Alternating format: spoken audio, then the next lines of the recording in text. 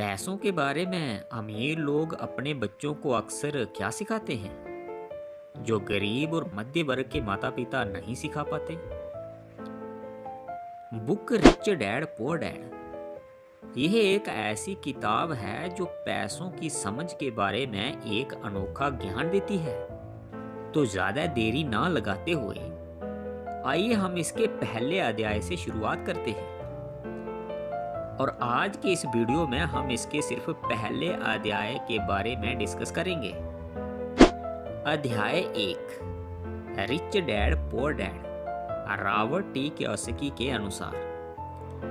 Author के अनुसार उनके दो डैड थे, एक गरीब और दूसरा अमीर। गरीब डैड वह अपने रियल डैड को कहते हैं जो कि बहुत पढ़े लिखे थे। वह पीएचडी थे और as a school teacher job करते थे। अमीर डैड वह अपने दोस्त माइक के डैड को कहते हैं जो कि बहुत कम पढ़े थे। वह 8वीं से आगे नहीं पढ़े थे लेकिन एक सफल बिजनेसमैन थे। इस अध्याय में लेखक ने दोनों की सोच और नजरिए की बात की है। इससे पहले कि आप वीडियो में खो जाएं, चैनल को सब्सक्राइब करना ना भूलें क्योंकि इसी तरह की फाइनेंशियल बुक्स से हम आपके लिए फाइनेंशियल नॉलेज लेकर आते हैं। तो आइए शुरू करते हैं। वीडियो में लास्ट तक बने रहें ताकि कोई बात मिस ना हो जाए। आथर के अनुसार उनके दोनों ही डैड अपने कैरियर में सफल थे। दोनों ने जिंदगी भर कड़ी मेहनत की थी। दोनों ने ही काफी पैसा कमाया था, लेकिन उनमें से एक पूरी जिंदगी पैसे की कमी से जूझता रहा, जबकि दूसरा हवाई शहर का सबसे अमीर आदमियों में से एक बन गया। एक के मरने पर उसके परिवार, चर्च और जरूरतमंदों को करोड़ों डॉलर की दौलत मिली, जबकि दूसरा अपने पीछे कर्ज छोड़कर मरा। लेखक के दोनों डैडी इरादे के पक्के और प्रभावशाली थे। दोनों लेखक को सलाह देते, लेकिन उनकी सलाह एक सी नहीं होती थी। दोनों शिक्षा पर बहुत जोर देते थे, लेकिन क्या सीखा जाए इस पर दोनों की सोच तथा विचार अलग अलग थे। आथर जब छोटे थे तो उनको दोनों डैडियों की अलग अलग सलाहों से दिक्कत होती थी, लेकिन एक अच्छा बच्चा होने के नाते वह दोनों की बातें सुनना चाहते थे।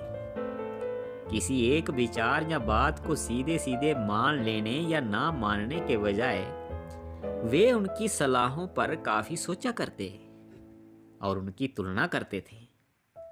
समस्या यह थी कि लेखक के अमीर डैडी अभी अमीर नहीं थे और उनके गरीब डैडी अभी गरीब नहीं थे। दोनों ही अपने कैरियर शुरू कर रहे थे। आथर के अनुसार उनके दोनों डैडियों की सोच और नजरिए में जमीन आसमान का फर्क था। उदाहरण के तौर पर उनके गरीब डैडी कहते थे पैसे का मोह ही सभी बुराइयों की जड़ है, जबकि उनके अमीर डैडी कहते थे पैसे की कमी ही सभी बुराइयों की जड़ है। लेखक के रियल डैड उन्हें यह सलाह देते थे कि मेहनत से पढ़ो, एक अच्छी डिग्री हासिल करो ताकि तुम्हें एक अच्छी कंपनी में एक अच्छी नौकरी मिल जाए, जबकि आथर के अमीर डैडी कहते थे मेहनत से पढ़ो और अमीर बनने का रहस्य सीख लो ताकि तुम्हें एक अच्छी सी कंपनी खड़ी करने का मौका मिल जाए जिससे नौकरियां पैदा हो सकें। आथर के अमीर डैडी हमेशा कहते थे मैं पैसे के लिए काम नहीं करता, पैसा मेरे लिए काम करता है। आथर के एक डैडी कहते थे मैं इसलिए अमीर नहीं बन पाऊंगा क्योंकि मुझे बाल बच्चों को पालना पड़ता है, जबकि दूसरे डैडी यह कहते थे मुझे इसलिए अमीर बनना है क्योंकि मुझे बाल बच्चों को पालना है। आथर के अनुसार उनके अमीर डैडी डिनर के टेबल पर पैसे और बिजनेस के बारे में बातचीत करके उत्साह बढ़ाते थे, जबकि उनके गरीब डैडी खाना खाते समय पैसे की बातें करने से मना करते थे। लेखक के गरीब डैडी का कहना था जहां पैसे का सवाल हो सुरक्षित कदम उठाओ, खतरा मत उठाओ। उनके अमीर डैडी का कहना था, खतरों का सामना करना सीखो। आर्थर के अनुसार उनके गरीब डैडी कहते थे, अगर आपके पास पैसा हो तो सबसे पहले एक अच्छा सा घर बना लो, क्योंकि एक अच्छा घर जिंदगी में एक ही बार बनता है और यही हमारी सबसे बड़ी संपत्ति और सबसे बड़ा निवेश है। वहीं दूसरी तरफ उनके अमीर डैडी का कहना था कि हमारा घर हमारे लिए बड़ा दायित्व है, यानी लायबिलिटी है, और अगर आपका घर आपकी नज़र में सबसे बड़ा निवेश और संपत्ति है तो यह आपकी सबसे बड़ी भूल है। लेखक के गरीब डैडी का मानना था कि कंपनी या सरकार को हमारा ध्यान रखना चाहिए, हमारी ज़रूरतों को पूरा करना चाहिए। वह हमेशा तनख्वाह में बढ़ोतरी, नौकरी में प्रमोशन, मेडिकल लाभ, रिटायरमेंट पॉलिसी इत्यादि सुविधाओं के बारे में चिंतित रहते थे, जबकि उनके अमीर डैडी का मानना था कि इंसान को हमेशा अपने पैरों पर खड़ा होना चाहिए। वह सुविधा भोगी मानसिकता के विरोधी थे। उनका मानना था कि सुविधा भोगी मानसिकता इंसान को कमजोर बनाती है। लेखक के दो डैडियों की अलग अलग बातें सुनने और उनके अलग अलग नजरिए को समझने के बाद यह विश्लेषण करने का मौका मिला कि किसी व्यक्ति के विचार उसकी जिंदगी पर कितना जबरदस्त प्रभाव डाल सकते हैं। उदाहरण के तौर पर उनके अमीर डैडी कहते थे, मैं कभी अमीर नहीं बन पाऊंगा, और उनकी यह भविष्यवाणी सही साबित हुई। वहीं उनके अमीर डैडी हमेशा खुद को अमीर आदमी समझते थे। एक बार एक आर्थिक नुकसान के बाद वह दिवालियापन की कगार पर थे, तब भी वह खुद को अमीर आदमी ही समझते रहे। वह हमेशा यह कहते थे, पैसा पास में ना होने और गरीब होने में फर्क होता है। पैसा पास में ना होना टेम्परेरी होता है, जबकि गरीबी स्थायी होती है। अगर आप यह जानते हैं कि पैसा कैसे काम करता है तो आप अमीर बन जाते हैं। लेखक के गरीब डैडी को यह कहने की भी आदत थी कि मैं इसे नहीं खरीद सकता, जबकि अमीर डैडी ऐसे शब्दों के इस्तेमाल से चिढ़ते थे। वह जोर देकर कहा करते थे, हमें इसके बजाय यह कहना चाहिए कि मैं इसे कैसे खरीद सकता हूं। पहला वाक्य नकारात्मक है और दूसरा प्रश्नवाचक। एक में बात खत्म हो जाती है और दूसरे पे आप सोचने के लिए मजबूर हो जाते हैं। जब हम कहते हैं कि मैं इसे नहीं खरीद सकता तो हमारा दिमाग काम करना बंद कर देता है। दूसरी तरफ जब हम यह सवाल पूछते हैं कि मैं इसे कैसे खरीद सकता हूं तो हमारा दिमाग काम करने लग जाता है। दरअसल दिमाग दुनिया का सबसे ताकतवर कंप्यूटर है। इसका मतलब यह नहीं है कि आपका जिस चीज पर दिल आ जाए उसे खरीद ही लो, बल्कि इसका मतलब यह है कि हमें हमेशा अपने दिमाग की कसरत करवाते रहना चाहिए।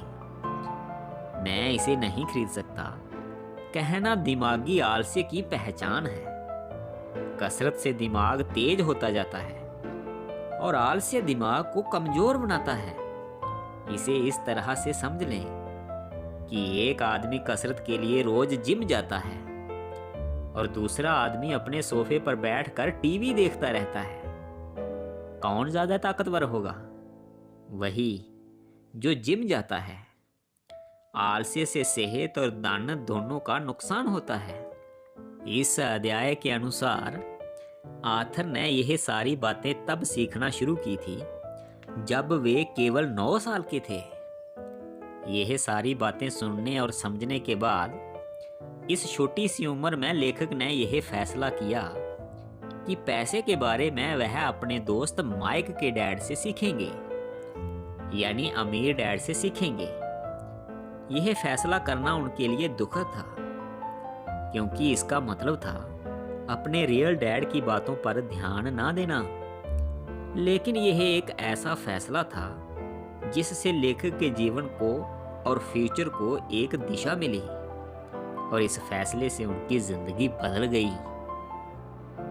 तो इस वीडियो को देखने और सुनने के बाद हर माता पिता को यह ध्यान देना होगा कि पैसे के बारे में वह अपने बच्चों को क्या सिखा रहे हैं, और हर बच्चे को यह देखना होगा कि पैसे के बारे में वह अपने माता पिता से क्या सीख रहे हैं। धन का विषय स्कूलों में नहीं बल्कि घर पर पढ़ाया जाता है। धन एक तरह की ताकत है, परंतु इससे भी बड़ी ताकत है वित्तीय शिक्षा यानी फाइनेंशियल एजुकेशन, जो कि स्कूलों में नहीं बल्कि माता पिता के द्वारा घर पर हासिल की जाती है। तो अब तक हमने इस पहले अध्याय से क्या सीखा है? नंबर 1, हमें हमेशा फाइनेंशियल एजुकेशन लेने के लिए तैयार रहना चाहिए। नंबर 2, पैसे के बारे में हमेशा उस इंसान से सीखो और सलाह लो जो जानता हो कि सही तरीके से अमीर कैसे बना जाता है। जैसे लेखक ने अपने रियल डैड को छोड़कर अपने स्कूल के दोस्त माए के डैड से सीखा था। नंबर 3, अमीर लोग पैसे से ही अमीर नहीं होते, बल्कि वह पहले वित्तीय शिक्षा लेकर अपनी सोच और नजरिए से अमीर होते हैं। लेखक के अनुसार जब उन्होंने अमीर डैड से वित्तीय शिक्षा ली थी तो उन्होंने अपनी शिक्षा में कुल मिलाकर 6 महत्वपूर्ण सबक सीखे थे, और यह 6 महत्वपूर्ण सबक इस बुक में आने वाले 6 चैप्टर्स के रूप में दर्ज हैं, जो कि बहुत आसान भाषा में समझाए गए हैं। आज के लिए बस इतना ही। आपका दिन शुभ हो।